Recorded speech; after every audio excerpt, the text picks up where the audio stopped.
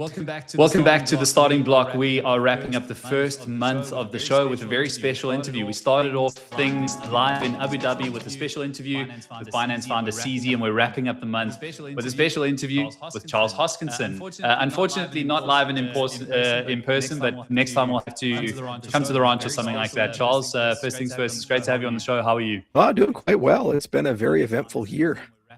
It has indeed. I mean, I think let's kind of start there. I mean, we've been obviously following you for years and years, and myself personally, I worked at Cointelegraph for a long time, and I think you and Cointelegraph as an institution were always kind of boxing, but this year's been super interesting, and I found it really interesting when you finally kind of said, and you've done this at various points of your like life on Twitter and X, that you wanted to leave X, and I kind of wanted to just start the conversation there about that decision, how you actually feel about the platform, some of the abuse you've faced online, because I do think as much as we love the cryptocurrency industry, the vitriol that's aimed at certain people in the industry is not something that I like or am proud of. And I think you're one of those kind of people out there that's like, you know what, fuck this, I'm not going to sit around and take this from people anymore. Can you talk to us a little bit about your experience of X, and if you see yourself coming back here properly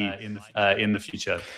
Well, I mean, the problem with channels is that every channel, it gives you a benefit and it takes something from you. And so X is built for basically low information, 200 characters or less, instant rage, instant emotion. You can't have a philosophical debate, a governance debate, or a nuanced conversation there. It's also a misinformation amplifier. You mentioned I boxed with Cointelegraph. They're complicit in libel. Let's just be blatantly clear about that. It's objectively true. There's some random guy who has no material connection to stuff that happened in Cardano 10 plus years ago. He made allegations of mass fraud. There was an independent audit by MWE and BDO, completely exonerated and cleared us on that. And Cointelegraph covered the allegation, but refused to cover anything about the exoneration. It's just journalistic misconduct. And they didn't even reach out to me when they covered the allegation. Basic journalism 101. If there's somebody being accused of a felony, let's contact the person and get their side of the story. Didn't even do that, didn't even publish the correction. Why? Because they're tuned to X and they're tuned to social media. And the goal there is controversy, rage bait, division, and you can't make any meaningful progress there. And the people who succumb to it, they become over time highly partisan and highly hated, especially amongst certain demographics. So Elon Musk is the canonical example when you look at that. You know, he has 140, 150, I don't know, million, massive Twitter following. And by all rights and means, he's a very productive human being in his personal and public life. He's able to juggle having more than a dozen kids. He's a trillionaire. You know, he's taken us to Mars. I mean, there's very few people that have ever achieved the success, if anyone, that he has. But yet half of America thinks he's the world's worst human being, and he's a force of destruction and negativity, principally because of his conduct on Twitter. So it's a net negative for public figures after a while. It's a little bit crazy. I mean, it's really interesting to hear you talk about it in this light, because, you know, 4 weeks ago we were sitting down in person with CZ, and, you know, he contributed $500 million to the takeover of X, you know, and he's very much of the opinion that it's like a freedom of speech platform. That's the Dr. Hibbert, right? You know, after I own 5% of the steakhouse, I don't think there's any problem. Fair point. When you got skin in the game, it's very hard to be critical of anything, you know. But to be fair, look, I think CZ's also got his fair share of hate on X. So he hasn't had a different experience to you. And I mean, like, everyone was turning around last year saying that Binance and CZ were wholly responsible for the October 10 market crash. But he's still there on X and still doing his thing, and maybe just turns a blind eye to it. Yeah, well, it's also hard to know how much is it actually CZ versus a group of people handling the account. Look, you don't abandon these. When you have 1 million followers in my case, and I think he has more, you don't abandon these platforms. What you do is you curate them and manage them differently. So there's a heavy amount of AI now that I use in the curation of my Twitter feed. And for the vast majority of the days, I don't do anything with it. It's hard to match in terms of real-time information. Yeah, it media, they just don't want to talk about stuff. And you get a completely different view of the world from the news streams of X versus the curated news of mainstream media. Like we wouldn't know Henry Nowak at all. He just wouldn't exist, and he wouldn't be a person in the UK had X not existed. But he's, you know, now that X exists, we know that story. So it's valuable from that perspective. But the problem is that it takes from you. So every time you go there, part of your soul starts, you know, getting drained away, and there's no empathy, and everybody loves the controversy. So they take things and they don't use basic critical thinking. Like if somebody makes an allegation with 11 Twitter followers who has no material connection to the principle or inside knowledge, that's baseless. And normal people would say, well, hang on a second here. How do you know that? But on Twitter, it can go viral, and then magically it turns into a thing. And then everybody says, well, this person said this thing. What is your commentary on that? It's like, I don't know. When'd you stop beating your wife? I never beat my wife. Well, that's what I heard on X. You know, so you got to prove that you didn't do that, right? Yeah, exactly. Yeah, look, it's not perfect. I think we all know that. But yeah, I also just appreciate you being candid about it. And I've always watched from the sidelines and been like, man, you've taken your fair share of abuse. So if you want to curate it and use it how you want to use it, that makes sense to me. And I think if I'd gone through what you had, I would probably be sitting in a similar situation. But I have far less followers, and I think a lot less divisive than you are. Charles, I want to take it back to the origin story, and forgive me and indulge me a little bit here, because I've never had the chance to ask you in person the actual story behind what happened with the founding of Ethereum. Because the founding of Ethereum, dude, and shame on you for asking it. Do some basic fucking research. It's been 12 years, and I've answered the question 400 times in every goddamn interview. Imagine my life experience, every interview. Hey, you worked at a place 12 years ago for 6 months, and books have been written about it. Can you go back to that and walk me through step by step everything that happened? You're lazy. Dude, in any basic research, it is lazy. In any basic research, there are hundreds of interviews where I've spent 30 minutes, an hour, 2 hours talking about it, going back and forth about it. So what are we going to gain by rehashing the Miami house and then the Swiss Ides of June and all these other things? What are we going to gain from that? Let me just explain myself here. So obviously the block has an audience. We have an audience. They're different audiences. Some people may not have heard this story. No, they have heard it. And if they haven't heard it, tell them to go to YouTube and search for it. It's boring. Next question. Move on. Okay, fair enough. And again, 12 years, I had 12 years. You want to ask me about the 12 years of how we built Cardano to a $100 billion ecosystem and solved some of the hardest problems of computer science? Or you want to talk about 6 months of my life 12 years ago that I've already talked about 200 times, 300 times, 400 times? I think maybe you misunderstand my intention with that, because I think that a lot of people don't understand what went into the creation of Ethereum, and you probably deserve more credit than you've gotten under the grid. I don't care. And let's move on. We're not talking about it. Okay, fair enough. It's a small part of my life, and Cardano is the big part of my life. Midnight's the big part of my life. I respect that. And I mean, to be fair, I wasn't trying to be lazy, and I really did want to have that conversation with you myself, because I don't want to relive other people's conversations with you about these things. Go to several hundred interviews that I've done on YouTube that talk about it, and you can listen and watch, and you can see me go into exhaustive detail. Fair enough. Again, if a traumatic event happens in your life and you're done talking about it, you've said what you've wanted to say, it's not appropriate. Just keep badgering people after 12 years about the goddamn thing. I'm so tired of talking about Ethereum. You know, I'm so tired of it. Okay. I understand. That's fair. I will respect that. And again, like I had no intention of upsetting you with that line of questioning, and you've drawn a clear line in the sand. So let's move on from there. Let's talk about Cardano. I mean, it's been a very interesting year. You yourself, a couple of months ago, you know, basically sent out a warning to everyone in the Cardano ecosystem, saying that things are going to get really tough. and it's kind of hard to see where this goes from here. While I was at Cointelegraph, there was a headline that was written that had kind of said that you had said in an interview to one of our journalists that Ethereum was a dictatorship, but part of the reason it moved in the direction it was is that it had a North Star. And my question to you is like, do you think the Cardano ecosystem still needs you to be a North Star? And is there some merit in people maintaining that sort of directionality for a protocol and an ecosystem? And do you still want to be that? Because it's been a very hard journey since. I mean, the challenge with any decentralized ecosystem is people want contradictory things. They want the comfort of a leader, a clear roadmap, a clear direction, and centralized product development.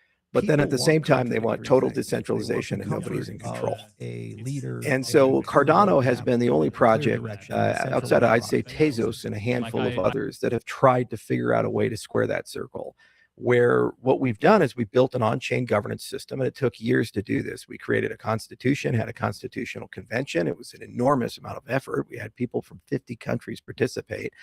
We have an on-chain governance system with DREPs where you can delegate to them, similar to delegating to a stake pool. We have constitutional committee members. And what we've been systematically doing is building a government. Governments typically have three branches. They have a legislative, judicial, and they have an executive branch. Well, we built the legislative and judicial branch, and we did that very deliberately because if you start with the executive branch, you continue having too much executive function, too much power nested in one person. Well, the consequence of not having a strong executive function is you don't have that singular roadmap, North Star, as you call it, vision and direction. And it makes a lot of things really hard, like commercialization and marketing, because it becomes very difficult to know what the protocol is about if there's 400 different people saying 400 different things all the time with it. And so what we've tried very deliberately to do is create a systematic process where we actually can get to a strong executive function with checks and balances, so it doesn't become a dictatorship and it doesn't create an over-reliance on a singular person or entity for the ecosystem. This is ridiculously hard in practice. You have to decentralize the development, you have to decentralize the financing of things, but we already have some big competitive advantages. If you look at Cardano, despite the fact that we're only $6 billion and we've fallen out of the top 10, there was still enough money in the Cardano on-chain treasury from the revenue and inflation of the system to pay over $100 million budget this year to finance operations for the entire Cardano ecosystem. And more than 3-4 dozen companies have received funding. So very decentralized from that perspective. I want to contrast that with Ethereum because they don't have an on-chain voting system or on-chain treasury. The Ethereum Foundation's laying people off, and it's trying really hard to find out, like, where do we get our funding from? And they're starting to descend into a plutocratic oligarchy where wealthy benefactors will say, oh yeah, we'll cover the development of the protocol. But they forget there's the golden rule, which is he who has the gold makes the rules. So if you have these wealthy benefactors, they're never going to tell you to do things that are contrary to their best interests as an operating business. So you basically get a ruling council of benefactors. So, and what's sad is if Ethereum just took 5% of their protocol revenue and gave it to the Ethereum Foundation, that'd be $390 million a year of funding that they would have to advance and grow and thrive the protocol. So on-chain treasuries, on-chain voting, I think, are just a no-brainer, and they get you there, but they're useless unless you have executive function, because you have to know what is the strategy, what is the vision, what are the KPIs that we're chasing, what is this about? People very rightfully, your listeners and others, would ask, okay, in 2030, if Cardano wins, what does that mean? Where are they taking this protocol? How are they evolving this protocol? That's really the important component of all of it. So we're trying to build that executive function now. And that's the last stage of the decentralized governance. And so how that's going to be done is there's going to be an update to the Cardano Constitution. People will vote on it. And then we'll elect a group of people to basically get a roadmap done and get a stable budget process done. And then we'll have a unified front. And so you will feel like the development of a centralized company, but we'll be able to make meaningful progress on the decentralized front. By the way, you've frozen. Are you still there? I am still there. Yeah. Can you still hear me? I'm going to tee up the next question, and then I will just quickly refresh my camera. Last week news came out that IOHK or IOG had handed off some core protocol work to some external teams, including Midgard Labs, Vacuum Labs, to do this. Can you explain a little bit more the rationale behind that? Well, 100%. So we've been doing that for actually 3 years now. So the first step was contractors, subcontractors. So input output was at the top. And we had dozens of developers in different areas doing various things. And then we would augment them with subcontractors. And those subcontractors would build up a corpus of expertise. And now we've gotten to a point where we're able to actually turn over the projects to those subcontractors in their own right. We did this very deliberately because we wanted to have many different independent, geographically diverse firms working on Cardano, and also multiple nodes on Cardano. So everybody's, oh, Cardano's Haskell, and Haskell's a weird language, so let's not use it. Well, there's also a Rust implementation of the node and a Go implementation of the node. A lot of people, they just know about Cardano from a very particular snapshot, a very particular period of time, and they just completely write off the project if they didn't like that snapshot. It's a living project. So you have to increase the diversity of the code, the diversity of specification, the diversity of the open source project governance. There's 2 MPOs for that, Intersect and Pragma, and then also the diversity of the development firms themselves working on it. So what we're going to do at IO is kind of move into 2 different directions. One, we're going to do basic research and applied research. So we're going to figure out the big hard protocols because we're super good at that, and we have a massive army of scientists, and we've always been very good at that. And the other thing we're going to work on is new venture development, so commercialization of Cardano. And we already have several ventures that have come out or are coming out that are at Cardano launched. For example, RealFi is a microfinance platform on Cardano. Pogan is a Bitcoin DeFi play on Cardano, which these both will directly massively increase the TVL of Cardano, which has always been a weak point. We're going to start using some of those integrations we have with Cardano, like Circle for USDCX, and build that up and get a lot more stable coin issued so those metrics can look better. And then obviously we launched Midnight, which is our largest bet that we've had, and that's directly connected to Cardano as well. And it's growing and thriving like a weed. It's a very successful project. So that's what input output is focused on right now. Maintaining the Haskell node, it's important, but it's a economically neutral thing. Whether we have a phenomenal node or the node's not so good, it doesn't really have any impact on the growth of the ecosystem. And there's now diversity there. There's a Haskell node, a Rust node, and a Go node. And part of this transition was getting those developers into the right structures so that they can continue delivering that consistency and security that people have relied on, because we tend to stay up 24/7 for now 8 years it's been running. But it allows us now to go and focus on commercialization and growth, and so we can solve that next problem. Because no one has a problem with the decentralization of Cardano or the reliability of Cardano or security of Cardano. That's never typically a criticism we get. The criticism we get is nobody's using the chain, and it's somewhat fair in certain dimensions. And so we said, let's go solve that problem as input output and actually directly go into the arena and build consumer products and DeFi products and other things, get people excited about them, and then that'll increase the adoption of the chain. Yeah, I think I want to pull on that thread a little bit. I mean, obviously, I think it was late last year where you kind of announced, or Cardano kind of positioned itself towards Bitcoin DeFi. Obviously, the Bitcoin Treasury Mates has been really interesting to see play out, and what Michael Saylor has done in terms of the evolution of the products that he's put out are really interesting. But there are going to be lots of Bitcoin Treasury companies that are sitting with Bitcoin on their balance sheet, needing to generate some sort of revenue, and Bitcoin DeFi does open that avenue. Is that something that you see being an opportunity here? And yeah, and actually some of the technology has a unique capability that I don't think people fully understand. So we can do Bitcoin mirroring.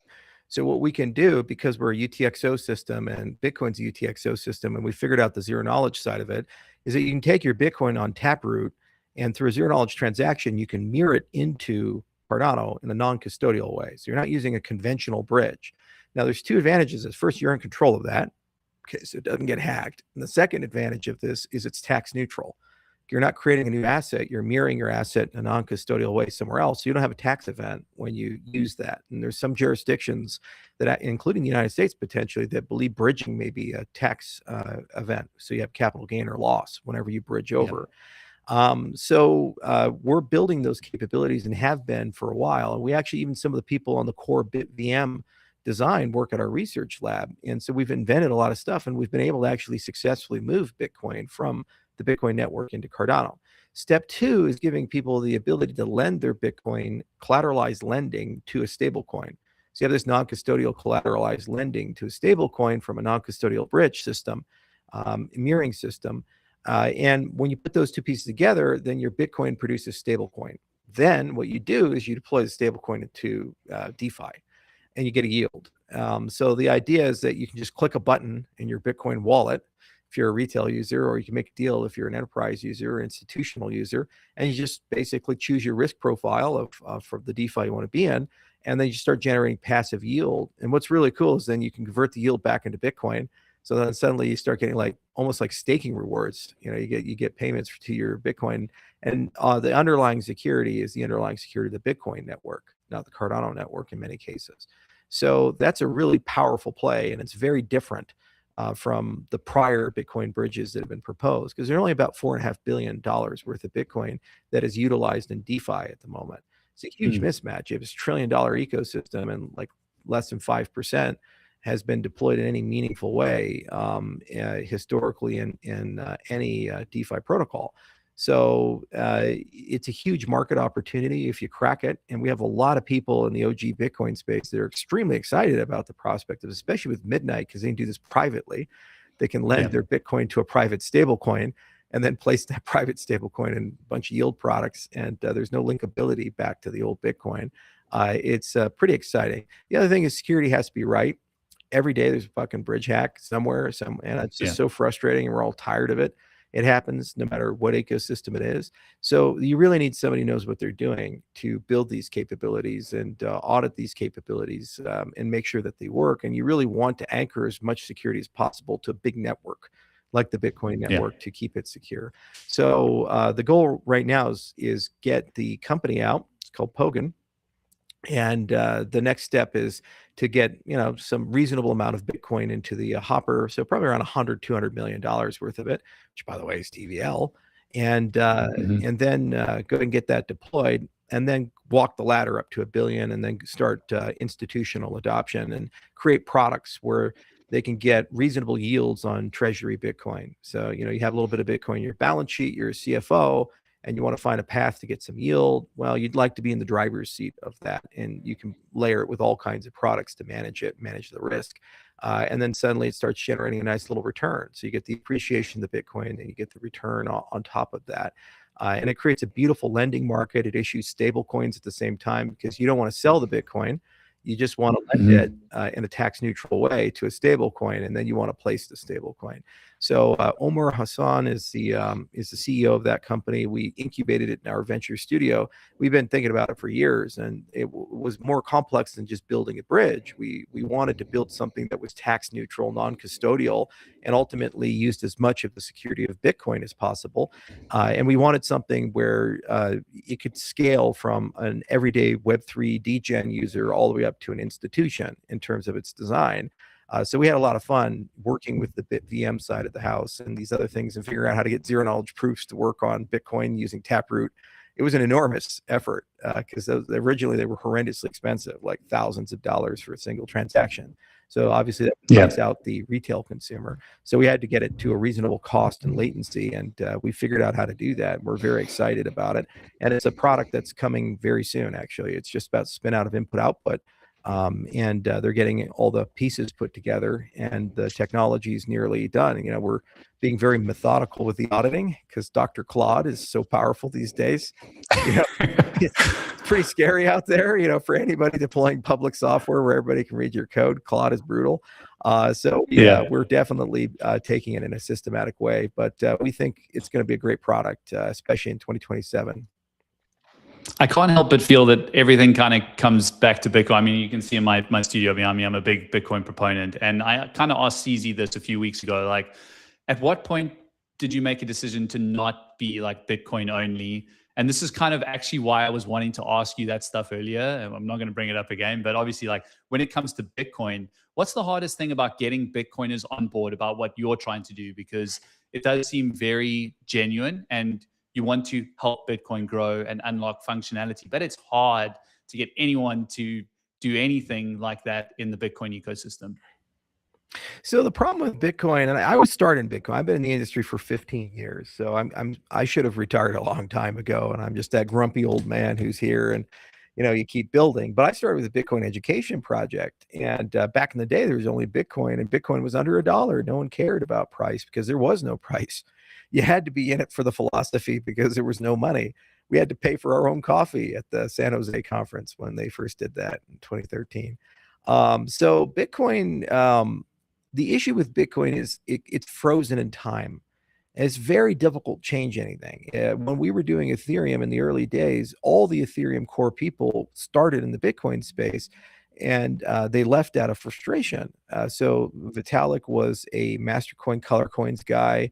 Amir Shetreat was the person who created buymastercoin.com. There's dozens of founders or founder adjacent people who had started trying to make Bitcoin better.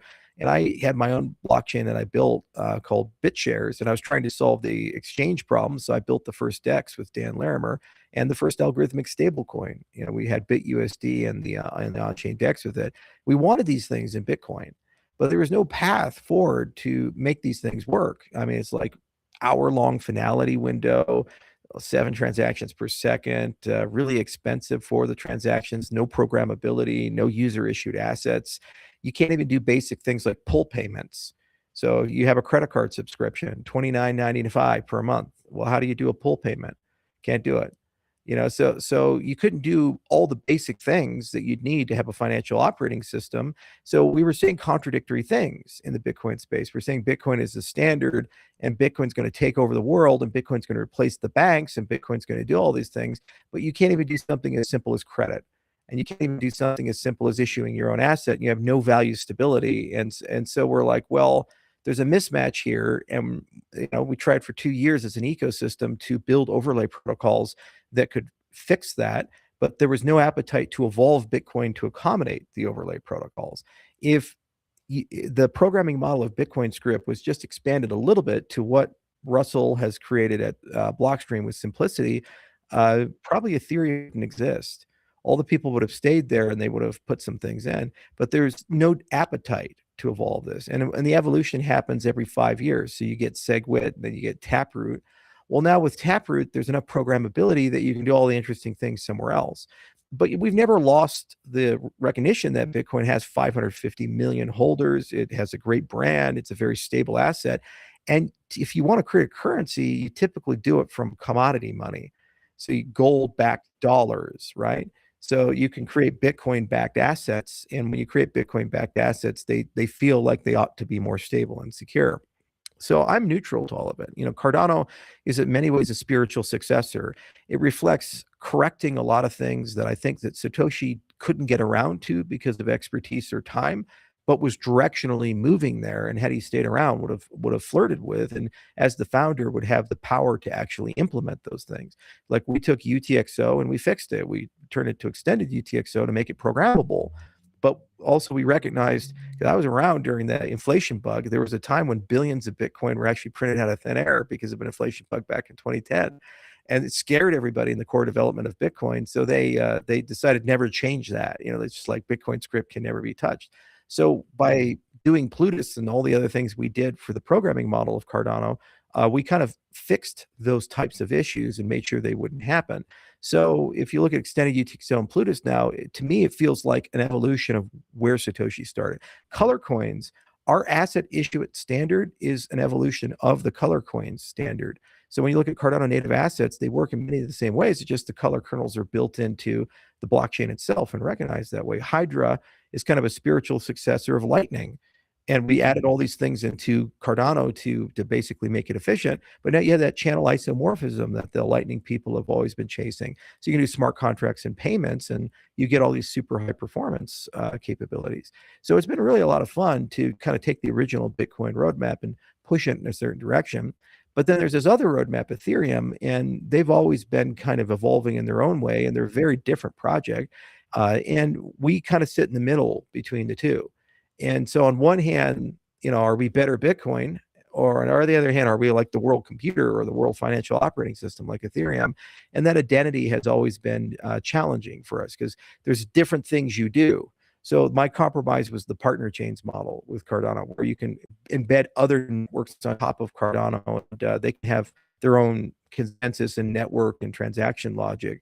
And Midnight is a great reflection of that. And now that we have that capability and it's starting to grow rapidly and evolve rapidly, we don't have to actually choose between the two. You can mix and match and pick the best things. And we're getting to a point of abstraction where nobody really cares about the asset anymore. When you look at intents and multi-chain signatures and the ability to pay in whatever currency you want or pay in a stable coin, the token wars are effectively over. They're still there for, you know, old guys like me and Maxis, but normies don't care. They just want it to work on their credit card or on their phone, and they don't really want to care if they're on infrastructure A, B, or C, or D. We're kind of past that as an industry.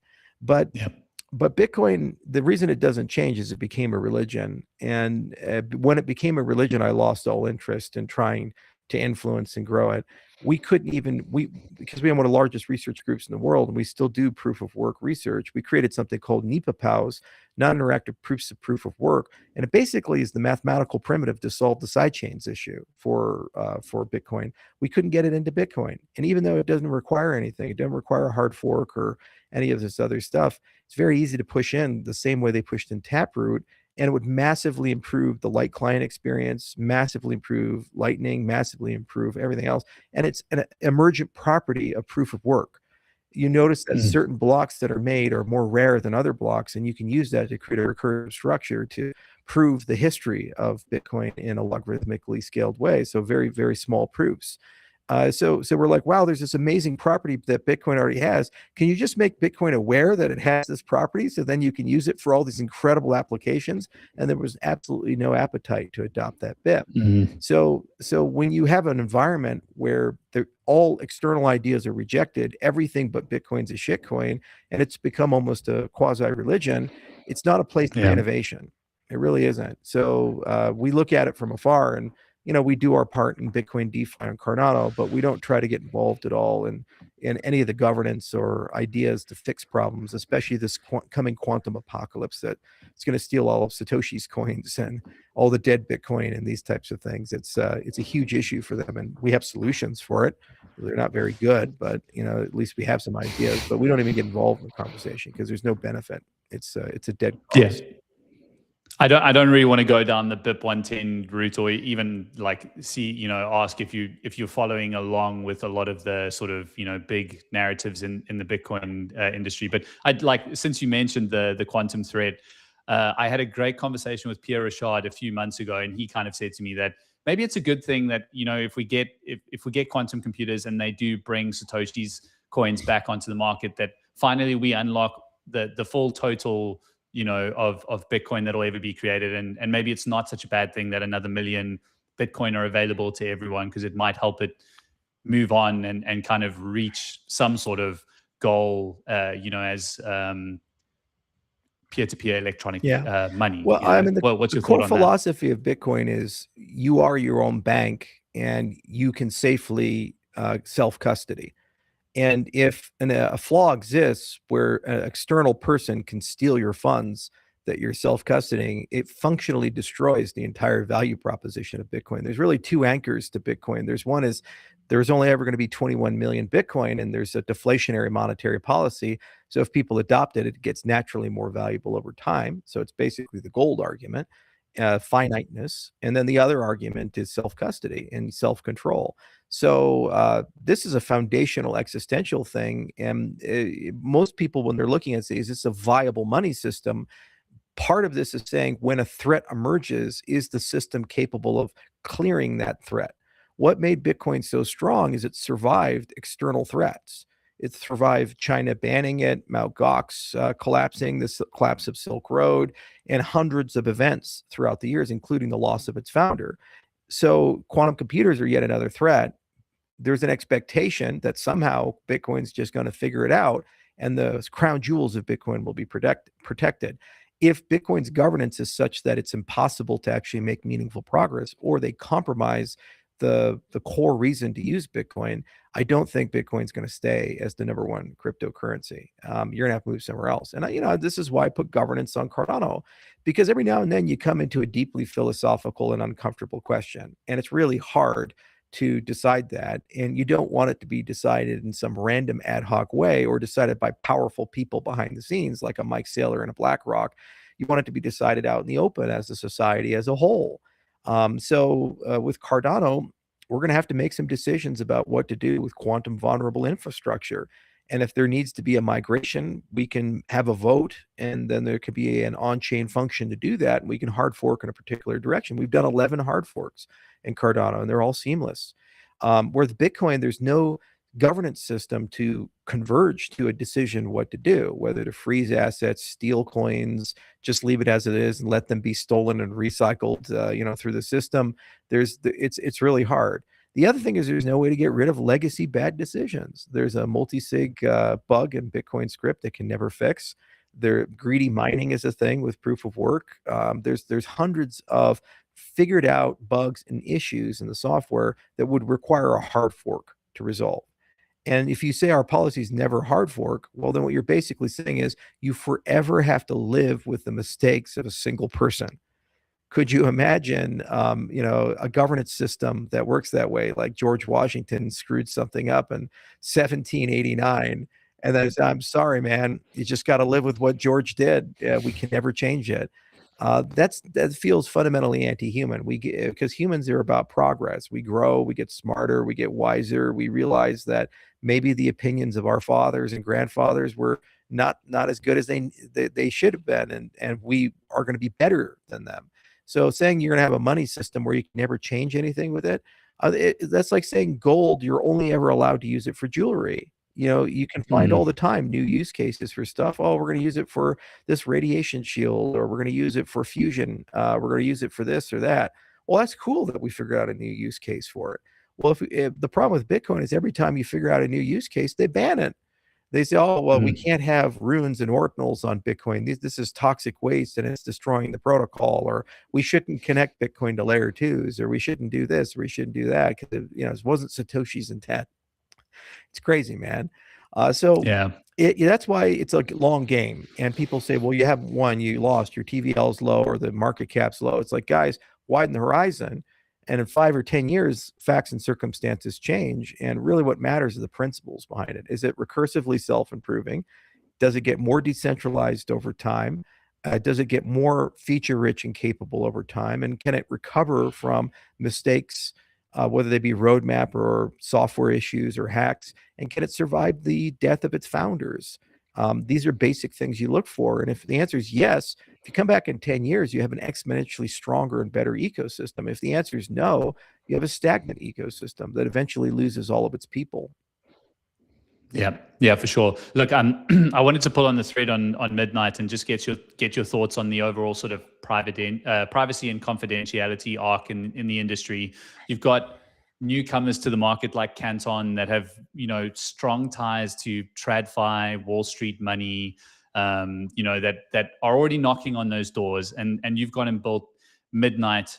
Can you talk a little bit about why you think it's so important to have all this privacy functionality on chain, and how you see competition in the market, and how you're going to tackle that? Okay, well, I mean, I'll throw it back at you, ask you a question. Do you want all your bank transactions and your PayPal transactions and your Amazon shopping cart to be publicly known by everybody in the world forever? No. Yeah. Not at all. What about all your Google search history? What about all your text messages? So obviously it's self-evident that people have an expectation of a private life and a public life. And the Bitcoin thing, it opened up this world of auditability, transparency, and immutability, but the cost of it is publicity. You have to know everything. You have to see everything. That doesn't work for real life. It doesn't work for business. It doesn't work for governments. It doesn't work for education. It doesn't work for healthcare. It doesn't work for any real thing. There's always a private side. There's always a public side. And what you want to do is extend the concept of self-custody to selective disclosure. So what you do is, instead of saying somebody else is going to make a decision how much privacy you're allowed, you make that decision. Just like you self-custody your information. And then you have tools to selectively disclose. And when you add a ZK system into it, those tools are very powerful. So what can you do with them? Well, here's an example. You can prove your age. You can prove your country of origin. You can prove if you're an accredited investor. You can prove if you're a member of an organization, like an employee of a particular company or a member of a government agency, but you don't reveal who you are. So say, yes, this person is an FBI employee. Yes, this person is a trusted traveler. Yes, this person is a resident of the state of New York. Yes, this person's Reg D exempt. I have no idea who the hell it is. And so when you have a system built like that, then what you can do is you can finally start holistically merging the Web 2 world with the Web 3 world. We call it Web 2.5. And if you look at the last 2 years, almost all the growth in crypto has been in Web 2.5. The Binances, the Tethers, the Ripples, the Circles, the Cantons. These are the people where they have cryptocurrency products. They run on crypto rails, but they usually have an ownership company that is regulated and it lives in a jurisdiction. Okay, so when you put it together as a square, and there's 4 sides to the square, it's 4th generation, there's 4 sides to the square. Okay, so you have to have all 4 of these sides, and if they all work together, you actually have something new and different in cryptocurrencies, and you can bring billions of people in and trillions of dollars in. That's why everybody cares. So first, privacy is one component. And more broadly, we call it PET, privacy enhancing technologies. So you have zero knowledge, and that's what Zcash does and Monero does and all these other guys are doing. But you also have trusted execution environments, multi-party computations, and dozens of other things. So the first thing about Midnight is we're building a framework for kind of a universal PET framework. So when you're a developer, you have all these different tools, and you can decide how to put them together so that you can figure out what your privacy regime is going to be for your application on an application by application basis. Then the second thing is abstraction. Okay, so you want all these things to work everywhere. You have to meet the users where they're at, not where you want them to be. So there's 550 million users on Bitcoin. There's about 200 million users on Ethereum. There's over 100 million, we think, that have used Solana throughout the years. Okay, so there's lots of people floating around there. Don't say, oh, well, everybody has to migrate over to my system and use my token, and then everything's perfect. You use multi-chain signatures and intents and other things, and then they can pay in Sol, they can pay in ETH, they can pay in Bitcoin, they can pay in ADA, and they don't particularly care that they're using the Midnight infrastructure. So abstraction's a big thing. Near protocol was one of the big things that was able to push that message out, and they invented a lot of great technology. But when you combine abstraction with zero knowledge, you gain read and write capability. With ZK, you can prove properties of all blockchains you interact with, so you can trustlessly interact with them. Very similar to that bridge question. And with multi-chain signatures, which is enforced by MPC, multi-party computation, you're able to write to all those different systems. And with intents, you can tell me what you want to do. And then a network of people in a marketplace can come together, figure out how to do that on your behalf. So then you have smart compliance. That's the third thing, okay? And smart compliance is that selective disclosure realm, but more broadly, it's about putting into the transactions your legal intent. And you start seeing like big entities coming into the blockchain space, like the American Arbitration Association with the legal context protocol. And they say, hey, let's get the contract sends, because it's not good enough to say you sent me a Bitcoin. Why'd you send it to me? Did you send it to me to buy a Lamborghini? Did you send it to me to buy a house? Did you send it to me to pay for your exotic once-in-a-lifetime trip to South Africa? I mean, we're like, why did you send me this Bitcoin? What was your commercial intent behind it? What were the terms and conditions? Why that's relevant is for adjudication. Another great example would be a wallet hack. So let's say you run a non-custodial wallet company, your MetaMask, and you discover some terrible flaw in MetaMask, and then this black hat is taking advantage of it. You can front run the black hat, white hat, and take all the funds. Well, hang on a second here. Do you have the legal authority to do that as MetaMask? Like, did anybody consent to that? What if there was a white hat license? And when you have a selected disclosure regime, what you can do at the time of the creation of the wallet, you can check the box to give MetaMask the right to do that. Now, nobody knows your identity. It just looks like encrypted noise on the blockchain. But when the event happens, a zero knowledge proof can selectively disclose which set of people are in the white hat, what set of people are not, and then you'll be able to pull all of those wallets accordingly, and you have the legal authority to do something like that. It solves a humongous problem. And there's thousands of things like that. Like all these RWAs are coming out in the United States, they blacklist it. They say, well, you can't do a US resident. Well, I'd like to be able to do that in a completely automated way, where if the transaction just simply won't settle. Or contingent settlement is another example of that. So you send me some funds. Well, hang on a second here. I'm not going to just go take $1 million of your Bitcoin that came from North Korea. No, I don't want that. I'm a regulated entity. I would like it to be a partial transaction. It's pending, and I have to review it and sign it too for it to settle. So both the sender and the receiver have to do that. We have a selective disclosure regime. You can do all those transaction logics. You can even do proxy wallets and give people the right to pull a certain amount of money out of your accounts every so often. So you have subscriptions and these types of things. So that's the third corner, and it's what makes regulation work. And the final is agents, this little corner here. And they're the grand simplification of the cryptocurrency space. If I've been in 15 years, and every time I talk to people and every report I've ever read, the number one problem with cryptocurrency is I don't feel safe and I'm going to fuck it up. That's the number one thing that consumers say. It's like, yeah, I used that crypto. I lost my wallet. I lost all my money, and I'm going to fuck it up. Or people trade and they're like, yeah, I tried trading and I lost all my money. I tried DeFi and I lost all my money. I mean, the vast majority of people, they have some negative experience that's connected to it. So you have this agentic revolution. You got OpenClaw and Hermes and all these things that are coming. And agents are super powerful, but they need two things to make them high fidelity. One, you have to unambiguously be able to tell them your intentions, what you want. And number two, they have to prove to you and to themselves that what they're doing follows your intentions. It turns out the same math for that ZK component can prove to an agent that what they're doing is there. And that intent for abstraction that we just talked about previously can unambiguously say what you want to do. So actually, cryptocurrencies are the best regulation layer for agents. And if you have agents, you can give delegated authority and wallets to an agent, identity to an agent, and the agent can go and trade on your behalf or use DeFi on your behalf or use crypto on your behalf. And it could be there and do all kinds of things. Like, for example, you say, hey, if I don't use my wallet every 180 days, go ahead and sweep all my money into this KYC custodial address. People say, oh, why would you do that? Well, if I don't use it every 180 days, I'm either dead or something's happened, and I want my loved ones to be able to get access to my crypto so it's not lost forever. Agent can do that. It'll never make a mistake if it's structured correctly. So we built Midnight to basically be the unification of those four things. It's a true fourth generation cryptocurrency. The goal is for it to work everywhere. So it doesn't care if you're coming from Ethereum or coming from Cardano or somewhere else. It has a framework for privacy and a beautiful SDK for it. It's built for agents, and it's built for identity and selective disclosure. And then the idea is we can merge the Web 2 and Web 3 world together and put it into a kind of a Web 2.5 world. And this can bring in the next 2 billion users and $10 trillion of assets. And suddenly you can just have one unified market. And what's really cool about it is that the core can stay with Satoshi's vision of self-custody, and we just extend it to have transitive reflexivity and to have self-sovereign identity and selective disclosure. And it's also decentralized.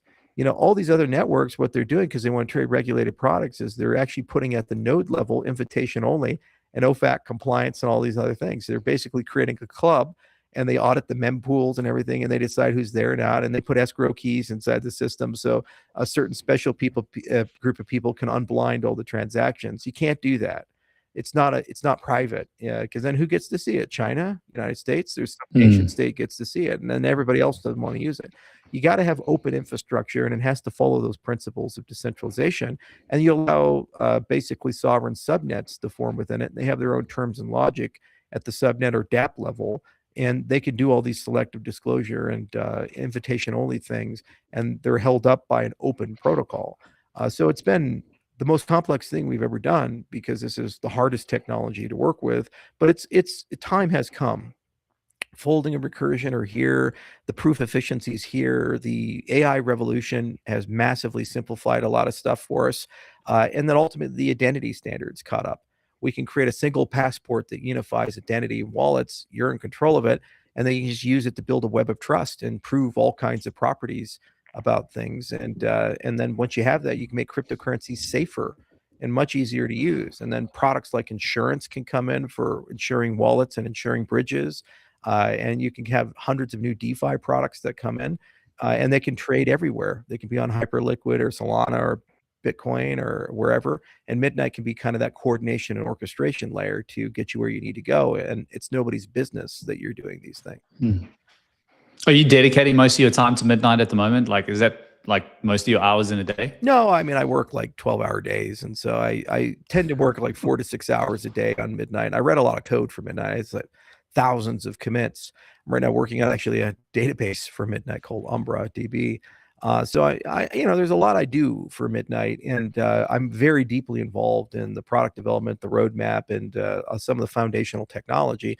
I still spend a huge amount of time on Cardano, especially because we have to get this executive function done and get Leo shipped. Cardano is going to go through its biggest grade ever at the end of the year. We're going to be 60 times faster.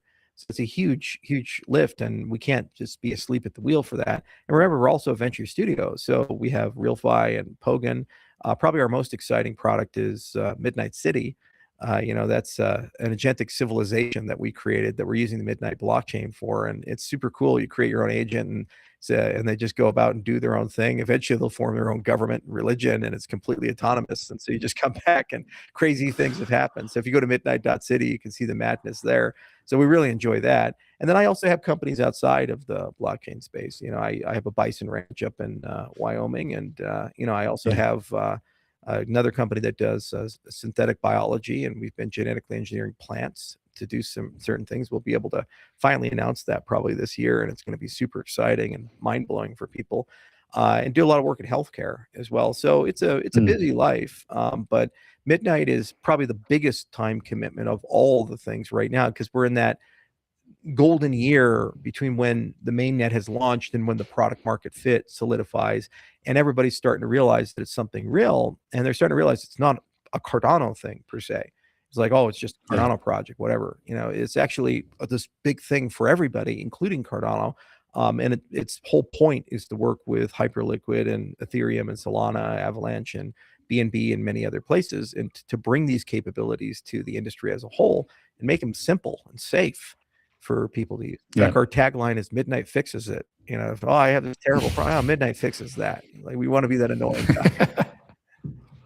I like that a lot. I mean, we had Ilya from Near on the show earlier this week, and I think of all the things that I've heard, like this is the closest thing to kind of the Near ecosystem and everything that they're building out. And just on the biology thing, like I've got a Monstera over here. Like if you figure out the translucent plants, I want you to send me one for my studio. Yeah, well, I want to get them on market before the end of the decade, and absolutely. And then you can connect it to the blockchain, because every one of them will probably be an NFT. And then and then with selective disclosure, you can keep privacy in that whole system, but you can prove how much carbon you've sequestered, and all the properties of the plant have leaderboards for as the biggest one. You can do all kinds. You can gamify gardening. Good GG. If we do that, it's over. We've won the game. Yeah. That sounds great. Charles, look, you've been very giving of your time, and I mean, we're approaching the hour mark on the show. I did want to kind of just get on some of the funny stuff that, has happened in the last few years. Like, I think that the internet memed you to death with the bullet ant ceremony, and don't shoot me down for asking this as well, but like, give me your experience of that. Like, how bad was that in terms of pain and experience? Yeah, I don't mind talking about that. It's fun, happy stuff, and it's growth, and it's not beaten to death. The bullet ant ceremony, I saw several videos on YouTube of these guys. Some were pretty dramatic. I don't know if they actually felt that or they're pushing it out, but it was very clear, like, this is a super fucking painful, horrible thing. So for what people don't know, there's a tribe called the Sateri Mawe down in the Amazon, in northern Amazon, and they have a ritual called the Tukandera. So what you do is you go out into the jungle and you collect bullet ants. Bullet ants are fucking huge. In fact, I'll show you guys what they look like. I got them here.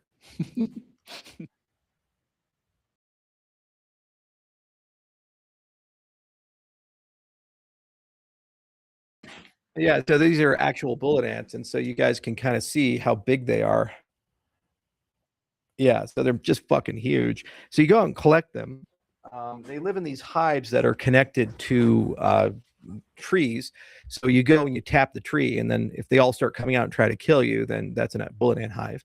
So when you find them, you get a little pointy stick and you use them to collect and put them in a tube. And then you pour the ants into a bowl of sedative. So you get some leaves and that have a certain sedative that affects ants, and you grind it up and you put it in the bowl. And then the ants go to sleep. Then you take them and you weave them into a glove. And when you weave them into the glove, then they eventually wake up. And so when they wake up, you put your hands in the glove through a ritual, and then you spend about 10 minutes being stung by them. The reason they call them bullet ants is because it feels like you've been shot with a gun, and that's for one sting. And there's like 500 of them in the fucking gloves, and Jeez, and they're angry as hell because you've just taken them out of their home and woven them into gloves, and they're not happy. So, and also they just sting and sting and sting. So for 10 minutes straight, it stings. Yeah. So it feels like a sewing needle, a hot sewing needle that's just going in your hand like this and this and this. And that's the best part, because it's a neurotoxin. So the worst part is it feels like you're on fire, and it just gets worse and worse. It doesn't stop. So it starts in your hands, and then it works its way up your arm and to the top of your head, to your toes, the tip of your dick. Everything feels like it's on fire. And it's like you're on fire and now you're not. You're on fire and now you're not. So I got these nail boards that actually have real nails, and they're called Shakti boards. And I'd stand on it for 10 minutes and really zone in. And so I was really locked in. And so I got very used to this idea of being stabbed or being in pain for 10 years. So I trained for about 6 months for that. And then I did some jungle warfare training in Guatemala with Delta Fuego, those guys, and they were great guys. So I learned how to be in the jungle and all this other stuff. So then I went down to the Amazon and actually went through the ritual. So I did the 10 minutes, ready to go, and we filmed it. So it's on YouTube. You can see me dancing around in my fat little body and everything. Should have lost some weight for that. I was a little pudgy. But anyway, so I went down there, I put my hands in, and I got to that 10 minutes. I felt great. I was like, I got this. Then that neurotoxin started kicking in. And the first hour, I'm like, God damn, this hurts. And I was thinking, okay, well, the worst is going to be the first hour.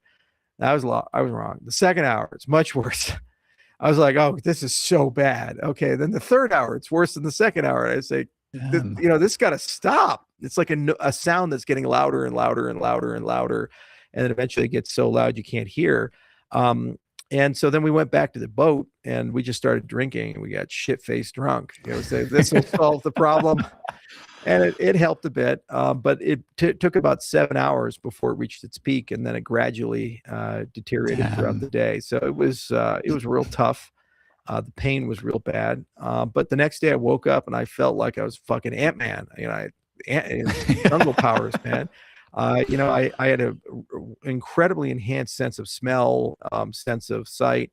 I felt incredibly good. I was able to navigate. I was spear fishing at night, and I was doing all kinds of crazy things. So there's something to those bullet ants, I tell you. And in the tribe, they don't get cancer and they don't get anything else, and they do these rituals all the time. And they're very healthy people. So it was a wonderful experience, though, and I really enjoyed it. I did it with some guys who are on my security detail, and they're all like former Rangers and Green Berets and so forth. And so they have that ultra hardcore mentality of like, how much pain and when can we have it, sir? So they really enjoyed doing it. And so, and the thing is, you can't back out when you have guys like that, because they'll just never respect you. So you have to just do it. It's just like, oh God, okay. But it's nice. It creates a circle of accountability for the whole thing. But it was a phenomenal experience, and I highly recommend that people do it. The problem with America is we don't have rites of passage. There are all these cultures. They have something you do and you go through, and then you're like, now a man, or now I've done this, and that's like a big deal for the Sateri Mawe people. It's a sign of courage. This notion that when you put your hands into that glove, you're going to experience profound pain for a whole day. And despite knowing that and seeing that, you put your hands into it. In fact, the whole ritual is built this way. The tribe fucks with you. The first thing they have you do is go collect the ants, and they do it in a way where you're probably going to get stung by one of them. So you start feeling that pain, and you're like, oh man, this really sucks. And then they're like, let's have lunch. And you're like, I don't want to have lunch. I just want to get this goddamn ritual over with. No. Gonna get lunch. Let's go get lunch. And then meditation time. Just go fuck around for an hour or two. And then we'll let you know when the ritual is. So you're just sitting there waiting. And like, it's really a good idea. Why do we get ourselves into this? Oh God, this is going to be so bad. And then when you finally do the ritual, then, you know, you get it over with. You just, there's this amazing relief. You say, oh, I did this whole thing. So you have a lot of pride with it. But that's exactly what a rite of passage needs to be. And it's a shame we don't have these types of things. Plus, you know, if you can experience that level of pain, it gives you a certainty that, well, you can get through anything. You know, is to say, yeah, you know, no matter how bad this is, I can find a path forward and, you know, get it done. Yeah, I think the world over needs people to embrace a bit of discomfort here and there, because that's really where the magic happens, is when you put yourself outside of your comfort zone and actually go and do things that would leave a lasting impression on you and just challenge you to do something you don't necessarily want to do. The other thing I wanted to ask you about, like earlier this year, you know, when you I think on one of your live streams, you're like, I'm going to sell my Blackhawk and my Lambos, like, well, the story of the Blackhawk is really interesting, right? Because you actually did some philanthropic things with this Blackhawk, and can you talk a little bit about that? Did you actually sell it? Like, what's the total story? In June. Took about 4 months to sell it. It's not like you can just go on Craigslist. You know, anybody want a Blackhawk? Big thick Blackhawk. It's funny. I was with Snoop Dogg once, and I said, "Hey, you know, I got a Blackhawk." He said, "What'd you say?" I said, "Hawk, Snoop." That's great. You gotta love that shit. But no, you know, I said, gotta focus, gotta go lean. You know, I had it for years. We used it for hurricane rescue, for Hurricane Helena. We worked with Samaritan's Purse on that, and Billy Graham's grandson, and we had a lot of cool people who flew on it, like Don Jr. flew on it. We also used it for U.S. Marshals, and they'd use it occasionally to do medvacs for high risk arrests. There was one real horrible person that was in Southwest Colorado that they used it to catch, and he was like a pedophile, and so they had to go to the mountains and find him, and they were concerned because he was armed, and if any marshal got injured, it would be like 3 hours before they could get medical treatment. So they needed a Blackhawk to be able to get in and out, and it was during the shutdown. So we said, well, we have it. If you put it into like government use, I have qualified immunity, so have at it. So they went and used it for that. And so there's all kinds of things that we used it for. And for a little while there, we were turning into like the A-Team from the 80s. We go on these crazy things. We got a Blackhawk. I love it when a plan comes together. And I loved it. It was an alpha model that we upgraded into a Lima model. So we put a Lima engine and a Lima transmission in it. And we also put Mike model seats in. We had Garmin avionics. I put a Fry's bar in it so you could jump out of it and, you know, fast rope out of it and all kinds of things. It was a badass helicopter. And because it was alpha with a Lima engine, it was the fastest Blackhawk in the United States. And because the Mike model is a lot heavier because they put all this stuff on it for war. So loved it, but you know, we had to downsize, you know, and we said, let's get lean, let's get into the game. And so I sold an Aventador, one of the Lambos, and you know, just cut a lot of assets out and shut some businesses down, like the clinic. I'd ran that at a loss for years and years and years, and it was a great charity clinic up in Gillette, Wyoming. But we said, look, let's find somebody else to run it. Instead of losing money, make money. So we found a Mayo Clinic affiliate named Monument, and they rented the clinic, and we transferred it to them, which was real hard. You know, my name's on the building, and you know, we'd saved a lot of lives, and we had all these doctors working for us. And you go from running a clinic to being a landlord. You know, it's a very different experience. But it was an example of simplification, because it frees you up to focus on the things that are important, like Midnight and the venture portfolio, Cardano, and these other things. And it's good to be back in the game. I feel a lot lighter. I've lost 20 pounds. You know, life is good, and we're excited about the future overall. You know, it's not playtime, it's work time. You gotta get involved. You gotta push in. You meet a lot of people along the way, like having the Blackhawk. I got to meet that entire community, and there was a lot of phenomenal people there. And also being an innovator, there's like a whole bunch of things I wanted to change on the Blackhawk. I'm like, oh, we could add this, or we could change this. So if I ever get one again, I think I'll just build one, and we'll make it actually a much better platform. But it was a time in my life, and you know, now it's over. David Bowie, I think it said best, you know, you can't get stagnant. You can't let your feet touch the bottom of the pool. You got to go to the deep end, and you got to always be reinventing and doing new things. And that's how you stay alive, and that's how you stay young. Yeah. The biggest problem after you've had a big success is you continue to let that big success define you. You know, and if Elon Musk had done that, then he'd be the guy who founded PayPal. It's not like a bad thing. PayPal's a big deal, right?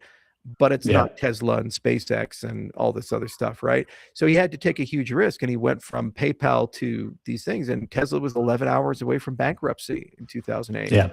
SpaceX had one rocket launch left, and they would be dead. And everybody said he was stupid and didn't know what he was doing. When he bought Twitter, remember how many people shit all over him and said he overpaid and he doesn't know what he's doing? He leveraged the Twitter acquisition to get $1 trillion plus valuation out of SpaceX. You know, it's like the guy's a damn genius with this type of stuff. So you're not out until you say you're out. But one of the prerequisites to stay in is you got to stay young, and you just got to stay current, and you have to be able to update and do things, and you have to have the courage to take a risk and look stupid. Probably the bravest thing you can do is take your shirt off, you know, when you're a fat guy in the internet. And I did that with the Tukandera, right? You know, you take the criticism, you take all the hits. It doesn't mean that you're psychologically a pushover where you just are glutton for punishment and you keep going back into the same channels again and again. That's why we changed the relationship with X. But it does mean you have to have the courage to do things and also admit when things have taken their course. The other thing is it's so liberating, you know, because if you let assets define you or possessions define you, and you're like, well, you're known as the guy who owns that thing, well, then you become a non-person. Your whole job is to be a custodian of stuff. So when you have the ability to sell something that you love, move on and not think about it afterwards, that's super liberating, because you know no matter what happens, if you lose everything and you have to start all over again, you're gonna be okay. You don't have to be addicted to this lifestyle or these assets or these things, and you love them for the time that they were there, and you know when they're gone, and you move on. Yeah, beautiful. Look, I don't think we could end the show on a better note than that. Charles, we're really thankful for you giving so much time to chat to us today and being so candid with us as well. I do hope that we can get you back on the show in the near future when you have more updates to give us on Midnight, on goings on at Cardano. Try out Midnight City, Midnight.city. It's great, man. It's blow your mind. It sounds like Malt Book. It's just, that's exactly where we got the idea from. That and Altera's work on the Minecraft civilizations. But yeah, it's the first place ever where like agents are going to form their own civilization. Beautiful. I'll definitely check it out. And if you're interested in the audience watching that as well, go ahead and check that out. Charles, thank you so much for your time. We do hope you will come back and join us. If you enjoyed this conversation, please like and retweet the broadcast. We will be back on Monday with another version of the Starting Block. Until then, have a fantastic weekend. We'll catch you next week.